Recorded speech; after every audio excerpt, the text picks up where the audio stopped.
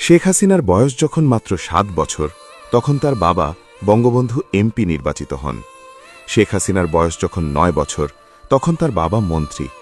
শেখ হাসিনার বয়স যখন ২৩ বছর তখন তার বাবা ১৯৭০ সালের নির্বাচনে পাকিস্তানের প্রধানমন্ত্রী নির্বাচিত হন, যদিও পাকিস্তানি শাসক গোষ্ঠী ক্ষমতায় বসতে দেয়নি। তাই শেখ হাসিনার জীবনের বাস্তব ইতিহাসের সাথে অন্য কারো গল্প মিশিয়ে মানুষকে বিভ্রান্ত করা ঠিক নয়। পাকিস্তানের ২৩ বছরের শাসনামলে শেখ হাসিনার বাবা বঙ্গবন্ধু শেখ মুজিবুর রহমান ৪,৬৭৫ দিন অর্থাৎ প্রায় ১৪ বছর পাকিস্তানের কারাগারে ছিলেন। ভাবুন, একটি মেয়ের জীবনের প্রথম ২৪ বছরের মধ্যে ১৪ বছর তার বাবা কারাগারে, শুধু একটি স্বাধীন বাংলাদেশের স্বপ্নের জন্য, লাল সবুজ পতাকার জন্য।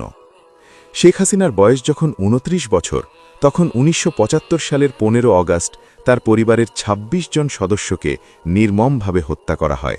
বাংলাদেশের রাজনীতিতে এমন নির্মম পারিবারিক হত্যাকাণ্ডের নজির আর নেই। সেই সময় শেখ হাসিনাকে প্রায় ৬ বছর ভারতে নির্বাসিত জীবন কাটাতে হয়, শুধু তিনি বাংলাদেশের স্থপতি বঙ্গবন্ধু শেখ মুজিবুর রহমানের কন্যা বলেই। ৩৩ বছর বয়সে ১৯৮১ সালে শেখ হাসিনা বাংলাদেশ আওয়ামী লীগের সভানেত্রী নির্বাচিত হন। দীর্ঘ ২১ বছর রাজপথের সংগ্রাম, আন্দোলন ও রাজনৈতিক লড়াইয়ের পর ৫০ বছর বয়সে ১৯৯৬ সালে তিনি বাংলাদেশের প্রধানমন্ত্রী নির্বাচিত হন। রাজনীতির ইতিহাস কেবল মুখস্থ গদ্যে লেখা কয়েকটি বাক্য নয়। শেখ হাসিনার পথ চলা ছিল ত্যাগ, সংগ্রাম ও অসীম সাহসের এক দীর্ঘ ইতিহাস।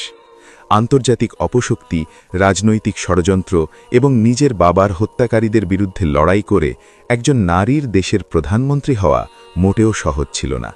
এই ইতিহাস কেবল একটি পরিবারের নয়, এটি বাংলাদেশের সংগ্রামের ইতিহাস।